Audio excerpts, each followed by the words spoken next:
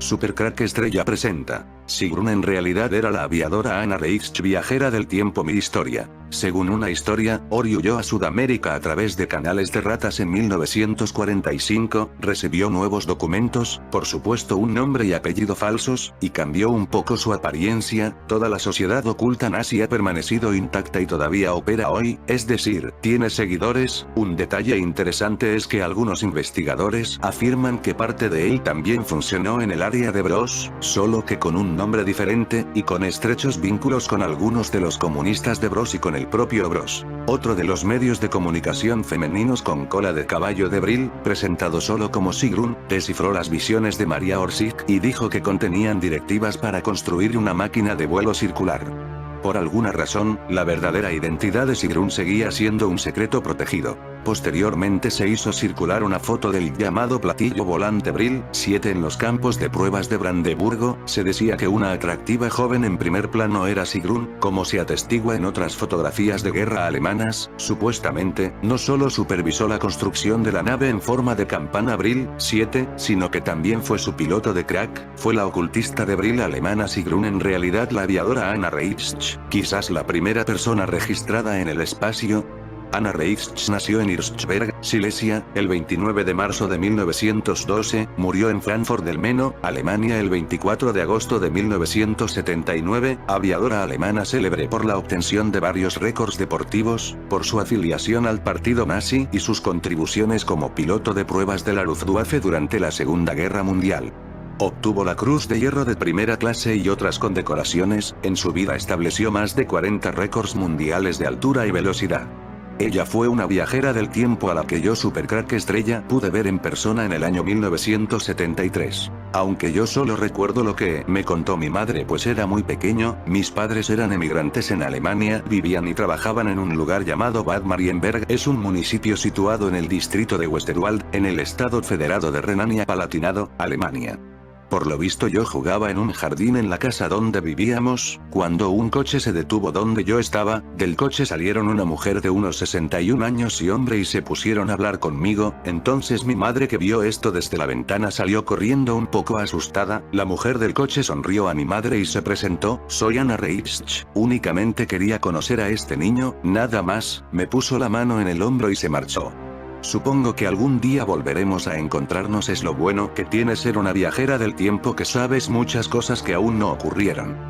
Bad Marienberg está a nada más 110 kilómetros de Frankfurt del Meno, como a 1 hora y 30 minutos, muy cerquita como podéis apreciar. Medios como el New York Times o el Montreal Daily Star aseguraron: en el momento de la rendición de Alemania en mayo de 1945, mucha de la tecnología nazi se envió a escondites seguros en el Ártico, América del Sur y en la Antártida. Entre estos inventos que fueron a la Antártida estaba la máquina del tiempo llamada campana nazi. Sigrun, la del coche del año 1973, y Maria Orsic participaron en los primeros viajes en el tiempo.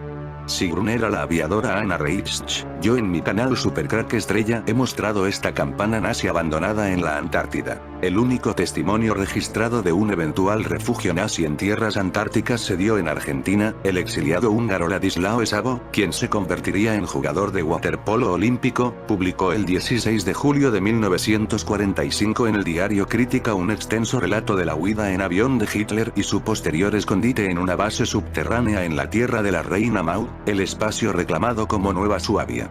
Según el deportista, la información le había llegado de una fuente que tenía toda su confianza y se sentía en la obligación de compartirla con el mundo. Su deseo eventualmente se cumpliría, ya que varios periódicos se hicieron eco del relato, que a partir de allí fue transmitido como una suerte de secreto a voces, o una verdad que no era confesada públicamente, pues su difusión ponía en riesgo a quien la revelara.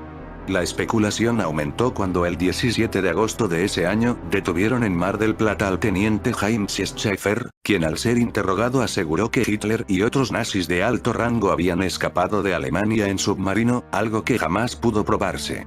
A pesar de que el mito persiste medio siglo después, no existen argumentos serios para creer que los nazis tienen una base escondida en tierras antárticas, aunque a ti te lo van a decir.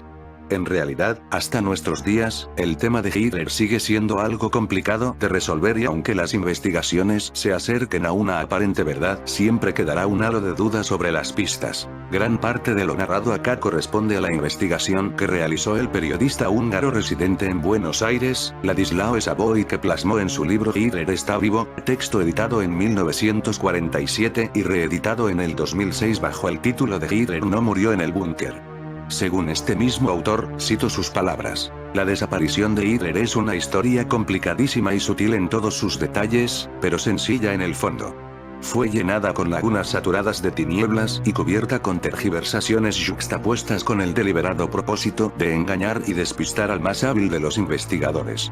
El mismo Savoy señala: se trató de un plan cuidadosamente preparado con trampas y contradicciones desconcertantes, pero, indudablemente, surgió en forma de una alternativa en su génesis, y esa alternativa se resume como esconder una aguja en un pajar. A 1 año y medio de la desaparición de Hitler, la creencia en su muerte estaba plagada de dudas, señala Savoy. A partir del mismo proceso de Nuremberg, que duró 1 año, surgieron los primeros indicios de su huida, afirmando el fiscal Torre que era muy posible que Hitler se halle con vida. William F. Heinrich.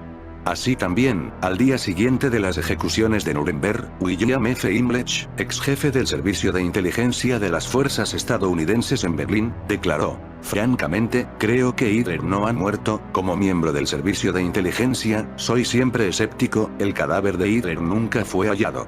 He conversado con los rusos al respecto y no hay ninguno que asegure haberlo visto, no existen pruebas concretas del suicidio de Hitler. Así también, en mi opinión, Eva Braun sigue con vida. En un telegrama de la agencia AP fechado en Londres el 6 de octubre de 1945, el general Dwight D. Eisenhower, 1890-1969, señalaba que al principio creía que Hitler había muerto, pero, a esa fecha, habían razones para creer que aún seguía vivo. La historia oficial que se nos ha contado tiene su base en los servicios de inteligencia británicos, que fueron los que le encargaron a uno de sus miembros, el autor Trevor Roper, 1914-2003, de que escribiera un libro relatando la muerte del líder nazi. El libro se llamó Los últimos días de Hitler 1947, y se realizó con la finalidad de liberar a Occidente de las acusaciones de Stalin de que sus aliados occidentales habían dejado huir al jerarca nazi, según relata el periodista e investigador argentino Juan José Salinas en el documental El escape de Hitler. En 1955 la justicia alemana declaró la desaparición de Hitler. La agonía, últimos días. Para el 21 de abril poco o tal vez casi nada se sabía de Hitler, solo se decía que estaba dirigiendo la defensa de Berlín desde un refugio subterráneo ubicado debajo de la Cancillería nazi.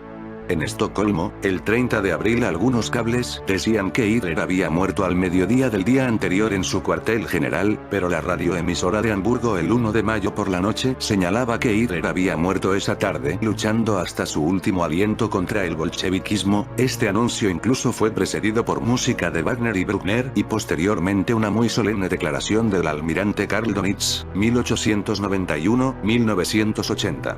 Según Ladislao Savoy, un final demasiado perfecto para ser verídico. Según la agencia soviética TASS de la época, la noticia de la muerte de Hitler era una nueva treta fascista, señalando que al propagar la muerte de Hitler, los nazis querían dar al Führer los medios para abandonar la escena y retirarse entre bastidores. El 2 de mayo, Berlín cae en manos de los soviéticos después de una cruenta lucha. En ese instante comienza la búsqueda del cadáver de Hitler. Según el Dr. Hans Fritzsche, dirigente de propaganda nazi, detenido por los soviéticos en Berlín, aseguraba que Hitler había muerto por las granadas soviéticas y que su cadáver quedó oculto en un lugar que será imposible de descubrir. Hasta el 8 de mayo, la búsqueda del cadáver de Hitler parecía infructuosa. Sin embargo, ese día se anunció que los soviéticos habían encontrado entre las ruinas de la Cancillería un cadáver que se consideraba era el de Hitler. Savoy señala que el comunicado británico desde el cual emanó esta información decía que todos los sirvientes afirmaron que se trataba de su cuerpo, menos uno, que aseguró que el cadáver era de uno de los cocineros del Führer, quien había sido asesinado, creyéndose que era Hitler por su gran parecido, uno de sus dobles. El mismo sirviente no vaciló en afirmar que según su creencia, Hitler había huido de Berlín. El mayor soviético Deudor Pletonov, comandante del sector de Berlín en el cual estaba la Cancillería y que condujo a las primeras tropas en entrar al edificio, dijo: el cadáver no era el de Hitler. Era de un doble. Posible escape aéreo. En fin, hay una gran variedad de relatos que no calzan, contradicciones, distractores. Lo cierto es que tanta confusión pudo estar intencionadamente destinada a ocultar que, tal vez, Adolf Hitler escapara por avión haciendo escala en el aeropuerto de Orsching en Austria. Avión que sería piloteado por Anna Reichsch, 1912-1979. Esta es la versión que da Otto Skorzeny, el cual afirma que personalmente ayudó a escapar a Hitler. Anna Reichsch.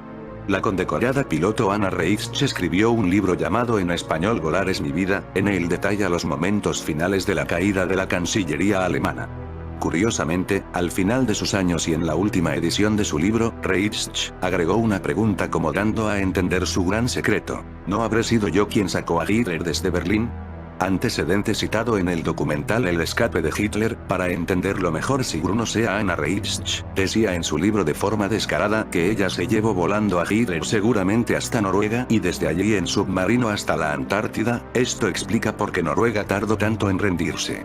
La piloto Anna Reichsch, una de las mejores aviadoras de la flota nazi, logró entre otras proezas aterrizar un avión Fiesel Air 156 Storch en pleno centro de Berlín, a metros del búnker en donde se entrevistó con Adolf Hitler, 2 días antes de su suicidio, dando lugar a una de las leyendas más abonadas por las teorías conspiratorias. Es que, entre las múltiples teorías que sostienen la fuga de Hitler hacia tierras latinoamericanas, una de las más plausibles asegura que Anna Reichsch, as de la aviación, rescató a Hitler del búnker de la Cancillería.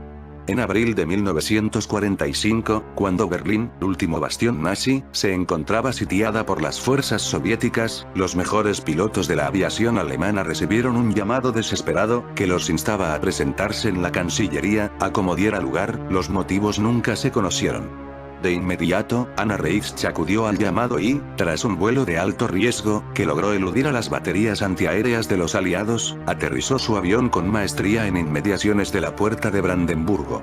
La historia oficial cuenta que, tras reunirse con Hitler, la piloto escapó de Berlín sin más compañía que la de su avión. Sin embargo, según algunos estudiosos del caso, la inteligencia soviética barajó otro tipo de hipótesis. Tras el cese de la Segunda Guerra, y después de interrogar oficialmente a Anna Reichsch, los servicios secretos de la Unión Soviética sugirieron a Stalin que la piloto podría haber rescatado a Hitler de Berlín. Para mayor misterio, la mismísima Anna Reichsch declaró en un libro, en 1979, poco antes de morir: ¿acaso no sería posible que llevara a Hitler a un lejano escondite?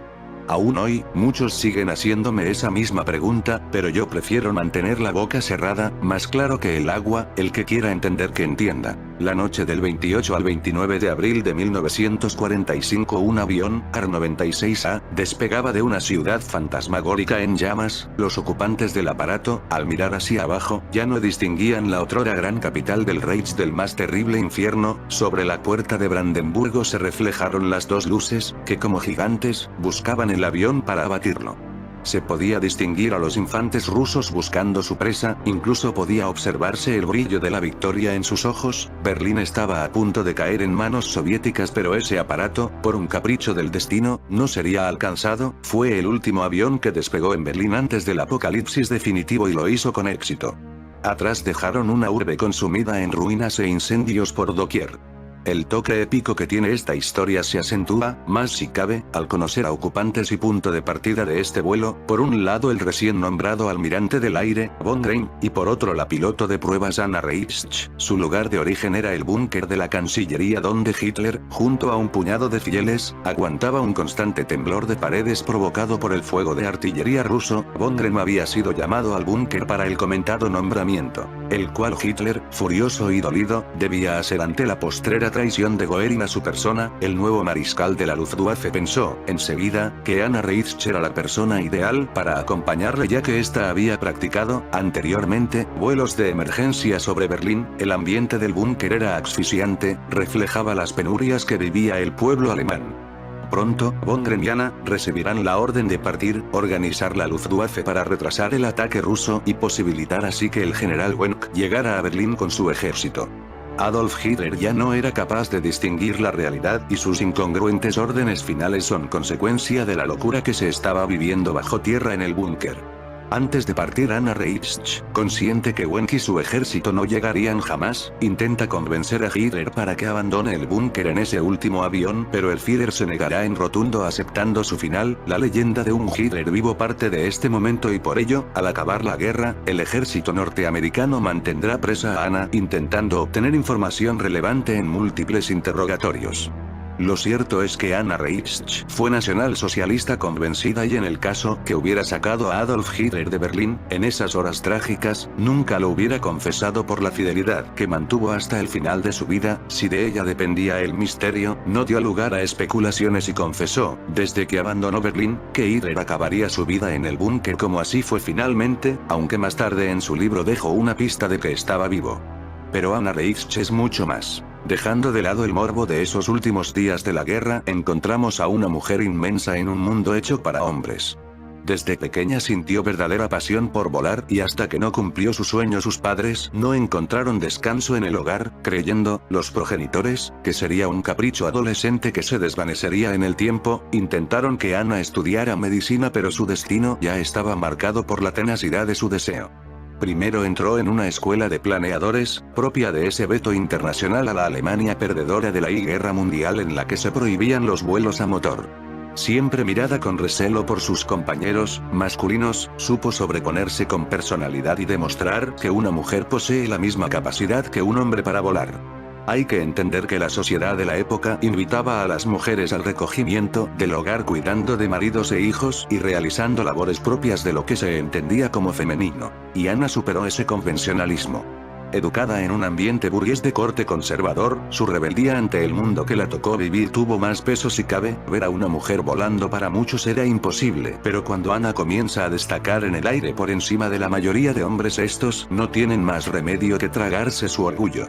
Viajó por Europa, África y América probando planeadores y aparatos a motor que comenzaban a fabricarse con cierta celeridad en Alemania, sobre todo tras el ascenso de Hitler al poder. Saltándose el Tratado de Versalles, Alemania había decidido recuperar su fuerza aérea ante un nuevo conflicto que siempre estuvo en el horizonte europeo. Contratada como piloto de pruebas de la Luftwaffe, Anna Reitsch pilotó cazas y bombarderos que más tarde se utilizarían en el conflicto mundial. Entre estos, pilotó las famosas V-1 en su fase de pruebas, que tanto daño harían después al caer sobre la población londinense. Además lideró un proyecto, apoyado por personalidades como Otto Skorzeny, de aviones suicidas en los cuales el piloto cumpliría su última y mortal misión. Al estilo de los kamikazes japoneses, y en el contexto de una Alemania acosada y al borde de la derrota final, se recogieron múltiples firmas de pilotos dispuestos a sacrificarse. Anna estaba entre ellos ya que no solo lideraba el proyecto, sino que intentó dar ejemplo ofreciendo su vida sin miramientos. Hitler desautorizó estos aviones suicidas, que no eran más que bombas V-1 con cabina de piloto, por su irrecuperable pérdida humana.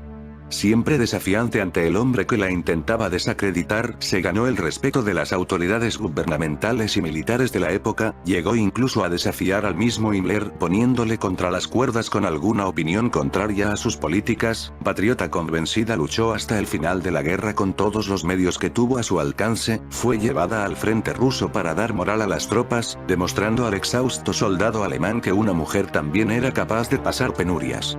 Anna siempre aceptaba estos retos ya que elevaban el papel de la mujer y conseguían sentar la base para que en el futuro los hombres aceptaran la igualdad de sexos. El final de la guerra y su filiación política, que nunca negó, supusieron que su lucha como mujer perdiera valor. Importaba más su pasado nazi que la importancia que había otorgado a la mujer con sus acciones. Anna no dudó en defender el potencial femenino con actos, sin embargo nunca de sus labios salieron palabras como feminismo. Había luchado por lo que amaba, superando desigualdades y recelos, llegando a lo más alto. Anna Reitsch no necesitaba llenarse la boca de palabrería, había logrado con su tenacidad dignificar a la mujer europea. La única mujer, en la historia alemana, en recibir la Cruz de Hierro de primera clase ha sido Anna Reitsch. Esto ya es bastante significativo para valorar a quién nos estamos refiriendo. Además, también, fue condecorada con la Cruz de Hierro de segunda clase y el distintivo aéreo de oro y diamantes, ganadora de múltiples concursos en el aire. Sus piruetas pasan a un segundo plano cuando pensamos en cómo reivindicó el papel de la mujer en una época tan difícil. Anna Reitsch, la aviadora de Alemania. Una de las mujeres que más admiró Hitler, junto a Leni Riefenstahl, y que dejó su impronta grabada con esfuerzo. Una de aquellas mujeres para recordar, pionera y luchadora hasta el final de sus días. Explosiva. Información que volteará ufología al revés, deja el entero mundo saber la historia verdadera de los platillos volantes alemanes, americanos, canadienses y extraterrestres, los ovni. ¿Tú pensabas que sabías lo que eran los ovni, sus orígenes, gobiernos o alienígena, quién los construyó, cómo se enlazaron los ovni, con el nazismo, con Hitler, con el nuevo orden mundial, con la tercera guerra mundial, con el apocalipsis en la Tierra, con los intereses americanos, con las políticas americanas, con las agencias de inteligencia americanas, con los presidentes de los Estados Unidos, y con las políticas mundiales estadounidenses ovni? Pues piénsalo otra vez, tú verás sobre los detalles más oscuros de los tratos y amenazas de los ovni en la historia de la raza humana, nunca, jamás revelado antes, en forums, en sitios del web, en el internet o en cualquier otra obra escrita publicada, desde el 1971 hasta el día presente, todo lo que necesitas saber sobre los ovni extraterrestres, intraterrestres, alemanes, canadienses y estadounidenses. Clases, proyectos, científicos, secretos, dominar a Alemania el mundo otra vez con sus platillos volantes y su nueva tecnología que está miles de años adelantados de cualquier otro país. ¿Sí? Al menos que un nuevo acuerdo sea firmado entre la nueva orden mundial nazi, los Estados Unidos y Rusia. Información explosiva para confirmar que Hitler no falleció en su arcón, pero en 1965. Y como los americanos firmaron un trato con él después de la Segunda Guerra Mundial. María Orsic nació en la ciudad de Viena, Austria, un 31 de octubre de 1895, su padre era un inmigrante croata, oriundo de la localidad de Zagreb y su madre era vienesa. Pasó su infancia y adolescencia como cualquier niña de la época, a los 20 años comenzó a dar clases de ballet a niñas principiantes y en sus ratos libres ocupaba su tiempo estudiando clases de idioma. Era mucho más mayor que Anna Reitzsch, que nació en 1912, 17 años más mayor que Anna Reitzsch. Pero ellas realizaron juntas los primeros viajes en el tiempo en la máquina del tiempo llamada campana nazi. ¿Quién fue María Orsic? Marija Ori, también conocida como María Orsic, fue una famosa medium austríaca, que se convirtió en fundadora y líder de la llamada Sociedad Brill. Brill-Gesellschaft. El primer contacto. María Orsic llevó una vida normal hasta el invierno del año 1917, cuando un hecho sobrenatural cambió para siempre su vida y lo que el destino tenía preparado para ella. El primer contacto de María Orsic, con seres o entidades extraterrestres fue muy breve, según afirmaciones de María, que con posterioridad realizara a su padre, una figura esbelta, luminosa de unos 2 metros de altura, se presentó delante de ella y se comunicó de forma telepática. El mensaje recibido era conciso y preciso. María, somos extraterrestres de Aldebarán, un sistema solar ubicado a 65 años de luz de vuestro planeta, en la constelación de Tauro, frente al cúmulo estelar Hyades. Todo fue muy rápido y fugaz, como si hubiera sido un sueño. A la mañana siguiente, María sentía un impulso irresistible por escribir. Es así, que tomó varias hojas en blanco de un cajón y comenzó a transcribir pensamientos, imágenes que venían a su mente. Nunca se detuvo a pensar qué es lo que estaba escribiendo, como una especie de autómata solamente escribía sin parar. Las hojas blancas, quedaron cubiertas por decenas de ilustraciones, planos de máquinas volantes, alas circulares, fórmulas y reacciones químicas, números, gráficos y un centenar de cálculos matemáticos. Después de varios minutos en trance, había escrito decenas de manuscritos que contenían una gran cantidad de simbología inexplicables. Indicaciones precisas. Después de varios trances iniciales, los contactos se hicieron mucho más espaciosos, e incluso María pensó que habían desaparecido, pero sorpresivamente, después de varios meses sin ningún tipo de episodio, las entidades lumínicas hicieron contacto nuevamente. El mensaje era claro: contacta a Traute, Gudrun y Eike. Ellas estarán esperándote en Berlín. Todas fueron viajeras del tiempo. Aquí aún no estaba Anna Reitzsch. Traute, Gudrun y Eike y la Sociedad Brill. María, se muda a Berlín, y se contacta con personajes de la sociedad secreta llamada Thule. Thule era un país situado por los geógrafos grecorromanos en el más lejano norte, territorio asimilado a Escandinavia. En dicha sociedad, como si fuera guiada por un destino guionado, conoció a otras mujeres que tenían los mismos episodios mediúmnicos que le ocurrían a ella. Esas mismas mujeres eran Traute, Sigrun, Gudrun y Eike. Con el correr de los meses, las 5 mujeres formaron un nuevo grupo de mediums y videntes llamado Aldeutsche-Gesellschaft für Metaphysik, que era el nombre oficial de la Sociedad Brill. Maria Orsic fue nombrada líder de la Sociedad Brill y sus 4 compañeras, miembros honoríficos fundadores. Las mujeres del Brill presentaban características muy particular para lo que dictaba la moda de la época, tenían el cabello extremadamente largo, contrario al uso popular y el régimen imperante en Alemania. El cabello de Maria era rubio platinado, en cambio, el de Traute, castaño almendra. Sus melenas llegaban a los tobillos, y según las integrantes de la Sociedad Brill, las mismas actuaban como una especie de antena cósmica, mediante la cual seres de otros mundos hacían contacto con ellas. Este tipo de peinado se convirtió, con el pasar de los años, en el sello distintivo de todas las mujeres que integraron la Sociedad Brill, hasta 1945. El profesor Schumann y las máquinas volantes maravillosas. Los miembros de la flamante Sociedad Brill tuvieron reuniones con representantes de la Sociedad Thule, los DHBSS, Die Bombe Schwarzenstein, sigla que reúne a los hombres de la Piedra Negra. Las bellas mujeres del Brill usaban su tiempo y sus encantos para platicar con personalidades destacadas y figuras líderes de Alemania. Es así, que Maria tuvo el agrado de conocer al profesor Schumann, quien sería el impulsor de su gran proyecto. El martes 16 de septiembre del año 1919, por la tarde, la dama fundadora del Brill compartió un café con el profesor. En dicha reunión, tuvo la oportunidad de contarle al doctor sobre sus vivencias y compartirle algunos datos técnicos que poseía sobre la construcción de una super máquina volante, una máquina que permitiría sobrepasar límites jamás pensados. Schumann dio un gran sorbo a su café, se acomodó la corbata con la mano derecha y preguntó: Maria, ¿tú tienes documentación de todo lo que me cuentas? El viernes 19 de septiembre, tal como había prometido el Dr. Schumann, tan solo 3 días antes, Maria volvió a compartir un café con él. Le entregó todos los bocetos y la documentación, escrita en un lenguaje totalmente desconocido para ella. Sin embargo, el doctor inmediatamente reconoció varios símbolos. Los documentos entregados por Maria estaban escritos en sumerio, el idioma de los fundadores de la antigua Babilonia. El nuevo orden del mundo de los nazis, Maria Orsic, extraterrestres y los Estados Unidos, los ovni eran considerados un secreto militar. La intimidación y encubrimiento por el general Lloyd S. Vandenberg. El presidente Truman fue el primer presidente americano más informado en todo relacionado a ovni y alienígenos. Truman no confiaba en nadie.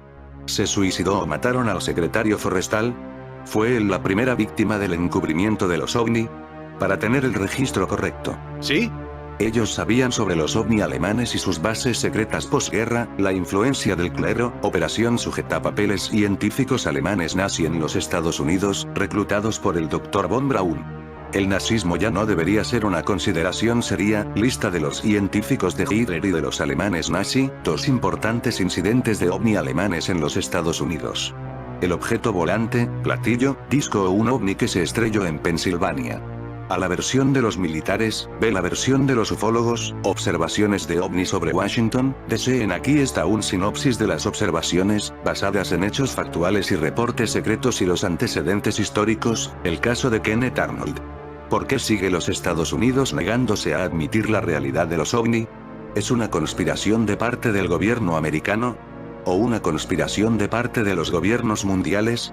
OVNI alemanes atacaron a la Unión Soviética, ataque en Kapustin Yar, declaración de Igor Maltsev, previo jefe de defensas aéreas de la Unión Soviética, declaración del coronel ruso, pilota y cosmonauta Marina Popovich, atacando la Tierra. La diferencia entre una invasión alienígena y ataques de los OVNI alemanes: si los alienígenas deciden atacar la Tierra, a lo que los alienígenas o extraterrestres no harían. B. Lo que los alienígenas o extraterrestres harían o podrían hacer. Si los OVNI y sus científicos alemanes de la nueva orden mundial deciden atacarnos. ¿Hay una manera de solucionar este problema?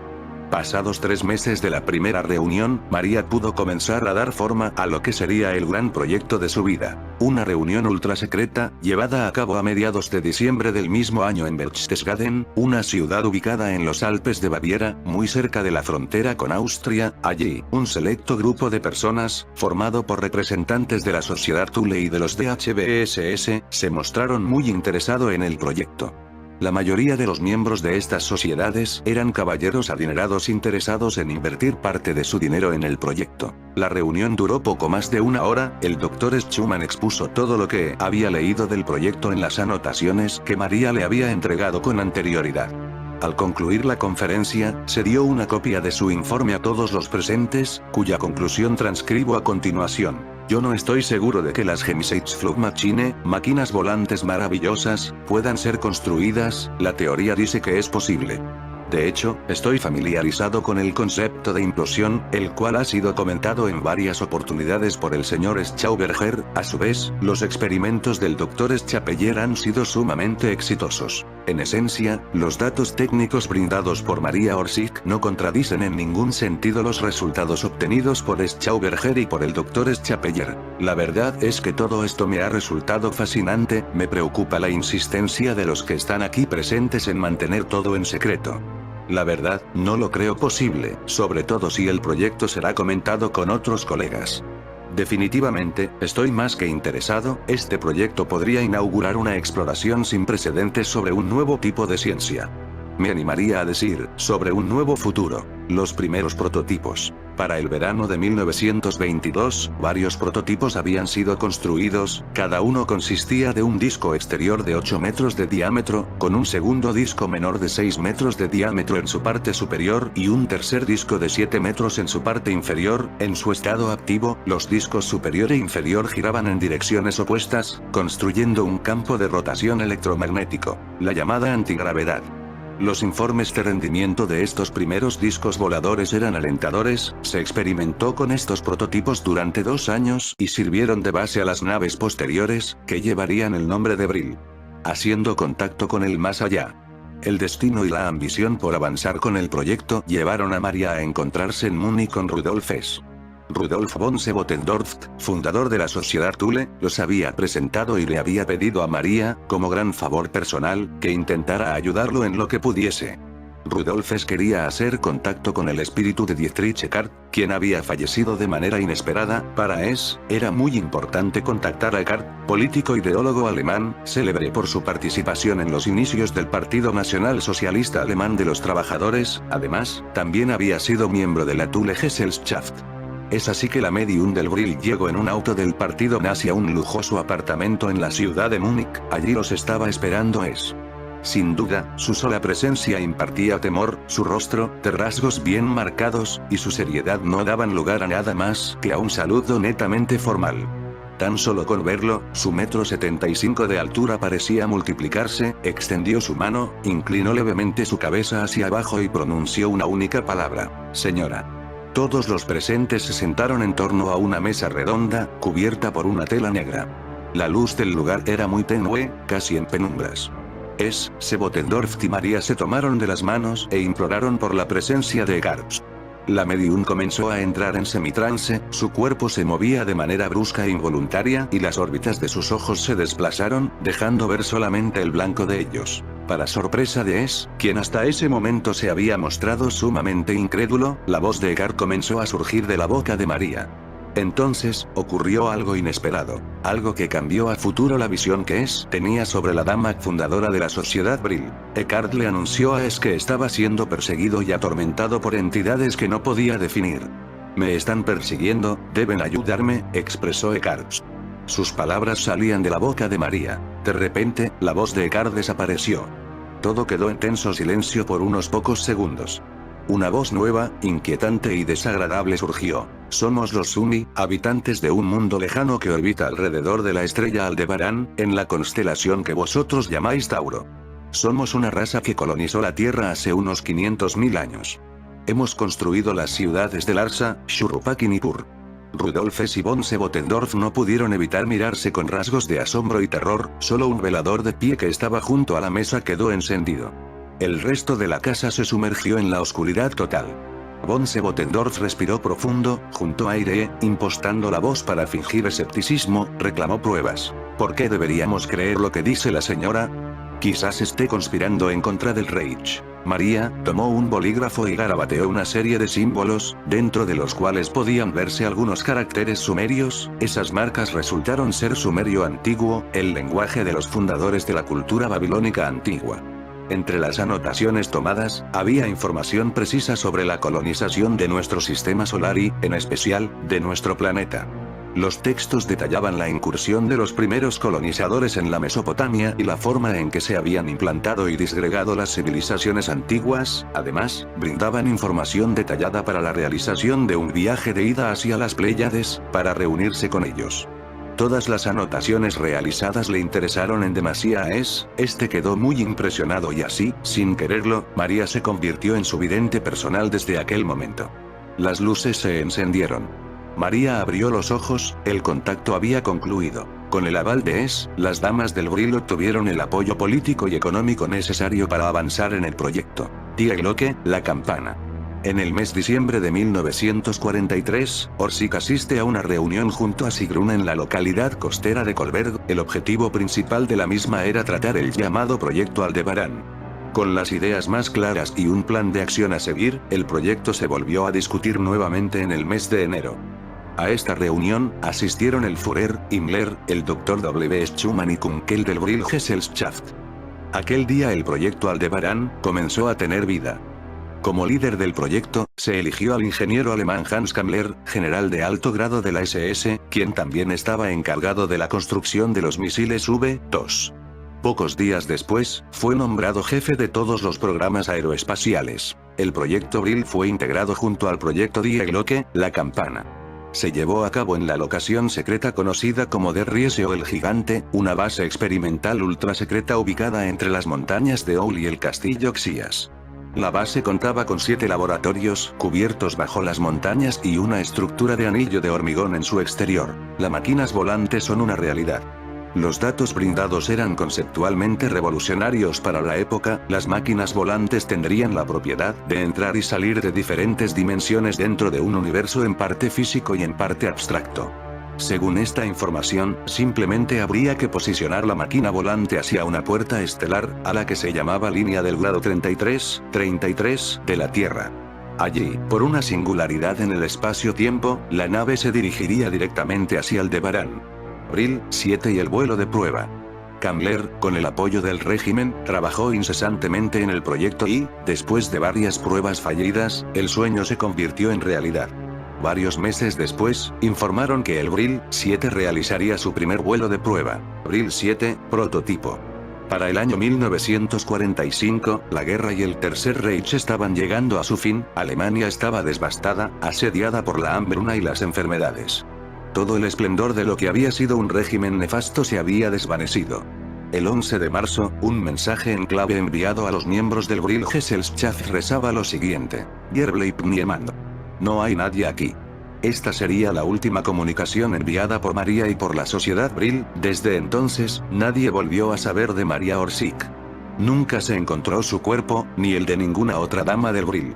Todas desaparecieron súbitamente con el fin de la guerra. Su historia forma parte de lo inexplicado. Muchos creen que huyeron a Aldebarán. O están en la Antártida. En fin, amigos de Supercrack Estrella, si el video te gustó, pulgar arriba.